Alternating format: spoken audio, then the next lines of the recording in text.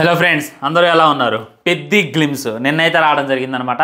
ఈ యొక్క గ్లిమ్స్ ఏదైతే ఉందో కొన్ని రికార్డులు అయితే క్రియేట్ చేసింది. ఆ రికార్డ్స్ ఏంటి, అసలు గ్లిమ్స్ గురించి నేను ఎక్కువ మాట్లాడాల, జస్ట్ రియాక్షన్ వీడియో చేసేసా.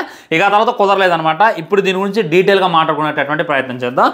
మొట్టమొదటి ఏంటంటే, ఇప్పటిదాకా 3,70,00,000 వ్యూస్ని అయితే ఈ పెద్ది గ్లిమ్స్ సంపాదించుకోవడం జరిగింది. మాటలు కాదనమాట. ఎందుకంటే 3 మిలియన్ అనేటటువంటిది అంత ఈజీగా ఎవరికి వచ్చేలా. ఇప్పటిదాకా మీరు చరిత్రలో రిలీజ్ అయినటువంటి ఏ గ్లిమ్స్ అయినా చూసుకోండి, ఫాస్టెస్ట్ వ్యూస్ని అయితే ఇదైతే నమోదు చేస్తుంది అనమాట. వన్ అండ్ ఓన్లీ తెలుగులో, ముఖ్యంగా తెలుగులో అయితే దీన్ని మామూలుగా లేపట్లేదు, ఎగబడి మరీ చూస్తున్నారు. రామ్ చరణ్ ఫ్యాన్స్ రిపీటెడ్ వర్షన్లో చూస్తున్నారు. అదిగాక రామ్ చరణ్ ఫ్యాన్స్ పిచ్చ కసిగా ఉన్నారు అనేటటువంటిది ఈ గ్లిమ్స్కి వచ్చేటటువంటి వ్యూస్ అయినా, ఈ గ్లిమ్స్కి వచ్చేటటువంటి రీచ్, లైక్స్ బట్టి అర్థమవుతుంది అనమాట. చూసుకున్నట్లయితే ఆల్మోస్ట్ 5,40,000 లైక్స్ అయితే దీనికైతే రావడం జరిగింది. ఇది కూడా నేను ఈ వీడియో చేస్తున్నటువంటి టైంకు ఇది కూడా నెక్స్ట్ లెవెల్ అనమాట. సో ఇవన్నీ అంత ఈజీ కాదనమాట. ఎందుకు ఈజీ కాదని చెప్తున్నా, ఆల్రెడీ టాప్ హీరో బ్రో, తోపు హీరో బ్రో, ఆయనకి ఇదేమన్నా పెద్ద మ్యాటర్ బ్రో అంటే, మీకు అర్థం కాదు ఏంటంటే, ఒక ఫ్లాప్ వచ్చిన తర్వాత ఒక హీరో యొక్క క్రేజ్ పడిపోద్ది. అది జగన్ జరిగిన సత్యం, మ్యాక్సిమం పడిపోద్ది.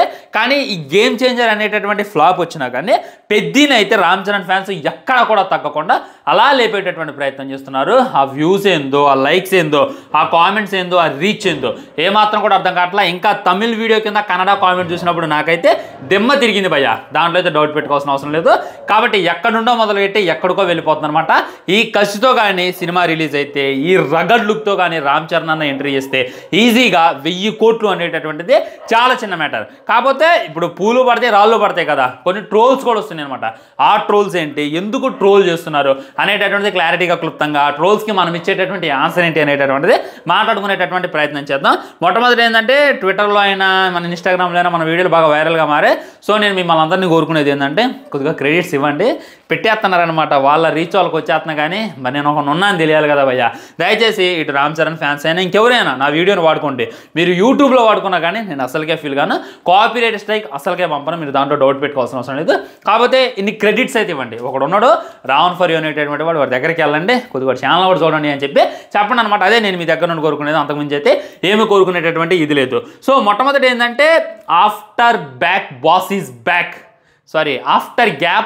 ఈజ్ బ్యాక్ అనేటటువంటిది మన మెగాస్టార్ చిరంజీవి గారికి అయితే వాడేయచ్చు. కానీ ఇప్పుడు చూసుకున్నట్టయితే రామ్ చరణ్ కూడా ఈ యొక్క పదానికి 100కి 100% వర్త్ ఉన్నటువంటి వ్యక్తిలాగా కానొస్తుంది అనమాట.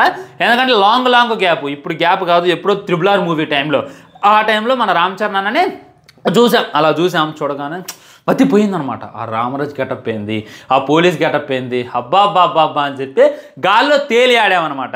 కానీ అది ఎట్టో చట్ట వెళ్ళిపోయింది. ఎప్పుడు వచ్చింది, ఎప్పుడు రిలీజ్ అయింది, ఎప్పుడు వెళ్ళిపోయింది అనేటటువంటిది కూడా అర్థం కాలేదు.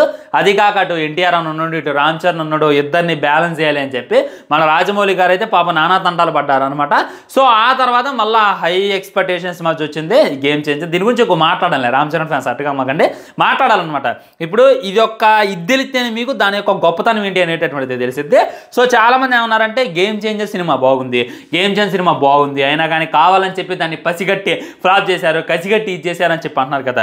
ఏది అదే రకమైనటువంటి కసిగట్టి, అదే రకమైనటువంటి పగబట్టి ఈ పెద్ద మూవీని టచ్ చేసి చూడమనండి. అంతేందుకు ఇప్పుడు గ్లిమ్స్ రిలీజ్ అయింది కదా, గ్లిమ్స్ గురించి ఎవడైనా నెగిటివ్ చూపించగలరా? చూపించలేరు. కొన్ని నెగిటివ్ పార్ట్స్ ఉన్నాయి, వాటి గురించి నేను మాట్లాడతా. సో ఇక్కడ మీరు ఒకటి కనిపెట్టాలన్నమాట. కంటెంట్ అనేటటువంటిది చాలా ఇంపార్టెంట్. రామ్ చరణ్ యొక్క నిజ స్వరూపం ఏదైనా ఉంది అంటే అది ఇదే. ఇలా మనం రామ్ చరణ్ కోరుకునేది, రంగస్థలం అంతలా హిట్ అయింది అంటే స్టోరీ లైన్ వల్ల, ఆ ట్విస్టుల వల్ల, ఆ మ్యూజిక్ టేస్ట్ వల్ల, వీటన్నిటికన్నా ముందు రామ్ చరణ్ అన్న లుక్స్ వల్ల, ఆ గడ్డంతో ఆయన ఆ చిట్టుబాబు క్యారెక్టర్లో తన త్వరకాయ ప్రవేశం చేసి నటించేలా చేసింది అనమాట. మీరు చూడండి, అందులో వేసేటటువంటి డ్యాన్స్ అయినా, మాట్లాడేటటువంటి విధానమైన ఎంత అమాయకంగా ఉంటాడో అంత రగడ్గా ఉంటాడు అనమాట. ఎంత ఇన్నోసెంట్గా కనొస్తుందో, తేడా వస్తే అంతలా తలకాయలు నరుగుతున్నాయి అనేటటువంటిది చూపించేదానికైతే మనమైతే సలాం కొట్టాము. సో రంగస్థలం సినిమా రామ్ చరణ్ తప్ప ఇంకెవరు చేయలేరు. నాకు తెలిసి ఆ యాక్టింగ్కి ఆస్కార్ కూడా వచ్చేస్తుంది అనుకున్నా. కాకపోతే కొద్దిగా లేట్ అయింది. మీరేం డౌట్ పెట్టుకోమాకండి, ఈ పెద్దతో అయితే ఖచ్చితంగా వచ్చిన నేషనల్ అవార్డు అయినా, ఒక ఆస్కార్ అవార్డు అయినా మనం గ్యారెంటీ ఇచ్చేసుకోవచ్చు అనమాట. ముఖ్యంగా ఏంటంటే, రామ్ చరణ్ అన్న లుక్స్ మాసు లుక్లో కనపడుతుండవు. ఆ రగడ్ లుక్ చూస్తుంటే నిజంగా గూజ్మస్ వచ్చేస్తున్నాయి అనమాట. ఆ చూసేటటువంటి విధానమైన, గడ్డమైన దేనికైతే మనం వంక పెట్టేది లేదనమాట. ఏ రేంజ్లో అయితే మనం ఎక్స్పెక్ట్ చేసినో దానికి డబల్ అయితే బుచ్చిబాబు గారు మనకు చూపించేస్తున్నాం అని చెప్పి క్లారిటీగా అర్థమవుతుంది. మీరు రామ్ చరణ్ దగ్గర నుండి ఒక 50% ఎక్స్పెక్ట్ చేశారనుకోండి, దాంట్లోనే మనకి 100% బుచ్చిబాబు గారు అయితే మనకి రిటర్న్ ఇచ్చేస్తాను అనమాట. దాంట్లో డౌట్ పెట్టుకోవాల్సిన అవసరం లేదు. సో స్లాంగ్ అనమాట. మీరు చూడండి కొన్ని గ్లిమ్స్ని అయితే ట్రోల్ చేశారనమాట. ఇప్పుడు బ్యాట్ కింద కొట్టేది, ముందుకెళ్ళేది, దీన్ని ట్రోల్ చేయగలిగారు. కానీ మీరు ట్విట్టర్ పేజ్ మొత్తం చూడండి, ఫేస్బుక్ పేజ్ మొత్తం చూడండి, రామ్ చరణ్కి యాంటీగా ఉన్నటువంటి ప్రతి పేజ్ చూడండి. ఆ స్లాంగ్ని ఎవడు కూడా కొంచెం జలాపోయిండు, ఎందుకు చేయలేదు, అలా మాట్లాడిండు, జీవించేసింది అనమాట. ఆయనకేం కొత్త కాదు. రీసెంట్గా అప్పుడెప్పుడు రంగస్థానంలో ఆ విధంగానే మాట్లాడిండు, ఇందులో కూడా సూపర్గా మాట్లాడింది అనమాట. ఎక్కడ కూడా ఎబ్బెట్టు అనిపించలేదు. ఆ మొహానికి సెట్ అయ్యేటట్టు, ఆ గెటప్కి సెట్ అయ్యేటట్టు చాలా నీట్గా చాలా క్లియర్గా మాట్లాడేసిండు. ఆయన స్లాంగ్కి ఎవడు వంకబెట్టట్లేదు అని అంటే ఇక్కడైతే 100% గెలిచేశాడు అనేటటువంటిది ఇంకా క్లారిటీగా అర్థమవుతుంది. ముఖ్యంగా ఈ షాట్ గురించి సోషల్ మీడియాలో చాలా డిస్కషన్ నడుస్తుంది. చాలామంది ఏమన్నారంటే ఎవడురా బౌలరు అని చెప్పి కొంతమంది క్వశ్చన్ చేస్తున్నారు. ఇంకొంతమంది ఇప్పుడు ఎస్ఆర్హెచ్కి నువ్వు కావాలి, ఎస్ఆర్హెచ్ చూసుకున్నట్టయితే వరుసగా ఓడిపోతుంది, దాంట్లో మన పెద్ది ఉన్నట్టయితే ఈజీగా గెలిపేస్తారు అని చెప్పి ఇంకొంతమంది ఫన్నీ మీమ్స్ చేయడం అయితే మనం చూడొచ్చు అనమాట. ఈ షాట్ పెట్టడం వెనక చాలా అర్థం ఉందన్నమాట. అదేంటి అని అంటే ఎవరురా బౌలరు అని చెప్పి అడుగుతున్నారులే, కానీ ఆ బ్యాట్స్మెన్ గురించి మీరు మర్చిపోతున్నారు. ఉదాహరణకి బౌలర్ని ఎప్పుడో వదిలేసిండు, కానీ ఆ బౌలర్ అక్కడ నుండి ఇక్కడికి వచ్చేటటువంటి యాక్షన్ లోపల మన పెద్ది వెళ్ళి ఆ బ్యాట్ని కొట్టిండు. సో తన యొక్క స్పీడ్ ఏంటి అనేటటువంటి మీరు ఇక్కడ కనిపెట్టాలన్నమాట. అది బుచ్చిబాబు గారు మనకి క్లియర్ అండ్ కట్గా వివరించేది, క్లియర్ అండ్ కట్గా చూపించేది. బౌలర్ ఇన్ టైంలోనే బాల్ వేసిండు, కానీ బ్యాట్స్మెన్ ఆ బౌల్ ఎంత వేగంతో వస్తుందో మన పెద్ది చూసుకున్నట్లయితే ఆ బాల్ ఒక 140 స్పీడ్లో వస్తుంది అని చెప్పి అనుకున్నాం. కానీ మన పెద్దే 200 స్పీడ్లో వచ్చి స్టెప్పు బలగతల్లిగా ముందుకు వచ్చి బ్యాట్ని కొట్టిండు. తన యొక్క యాక్షన్ ఆ విధంగా ఉంటుంది అనేటటువంటిది మనకు చూపించడం. ఇక్కడ బౌలర్ని ట్రోల్ చేయడానికి లేదు, బ్యాట్స్మెన్ని ఎత్తడం తప్ప.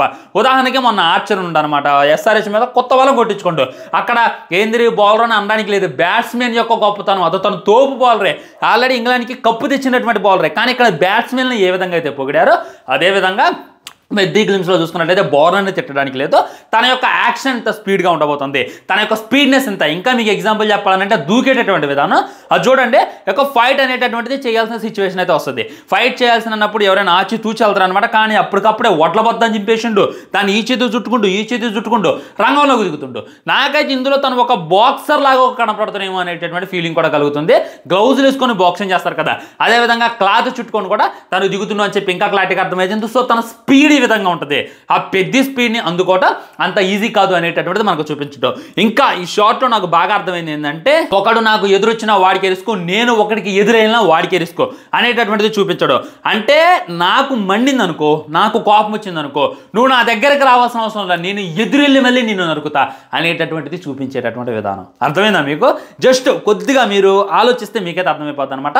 నేను రాత్రి అంతా కూర్చొని అసలు బుచ్చిబాబు గారు ఇలాంటి షాట్ ఎందుకు పెట్టిండ్రా అని చెప్పి నేను ఆలోచిస్తే నాకు అర్థమైంది ఏంటంటే ఎవడైనా ఆడిని గెలుక్కున్నా, ఎవడైనా ఆడి జోలికి వచ్చినా వాడే వచ్చి ఇన్ని గెలకాల్సిన అవసరం వల్ల ఎదురెళ్ళి మళ్ళీ నరుకుతా అనేటటువంటిది సింబాలిక్గా చూపించడం. సో తన గేమ్ అయినా, తన యాక్షన్ అయినా, తన ఫైట్ అయినా అదే రకంగా ఉంటుంది అనేటటువంటిది ఇంకా మనకి క్లియర్ అండ్ కట్గా చూపించడం బుచ్చిబాబు గారి యొక్క మాస్టర్ మైండ్ అని చెప్పి ఇంకా క్లారిటీగా అర్థమవుతుంది. అండ్ మీకు తెలుసు అనమాట, ఇందులో మున్నాబాయ్ నటిస్తుండు, మన జగ్గుబాయ్ నటిస్తుండు.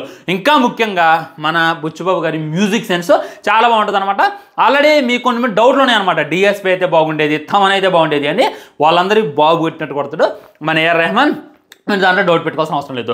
సో నేను గెస్సింగ్ అయితే మన జగవత్ బాబు గారు విలన్ అయి ఉంటాడు అనమాట. మున్నాబాయ్ చూసుకున్నట్లయితే మన రామ్ చరణ్ అన్న ఫ్రెండ్ అయి ఉంటాడో లేదా బ్రదర్ అయి ఉంటాడో అని చెప్పి నేనైతే గెస్ చేస్తాను. ఇదే మ్యాక్సిమం జరగచ్చు ఫ్రెండ్స్.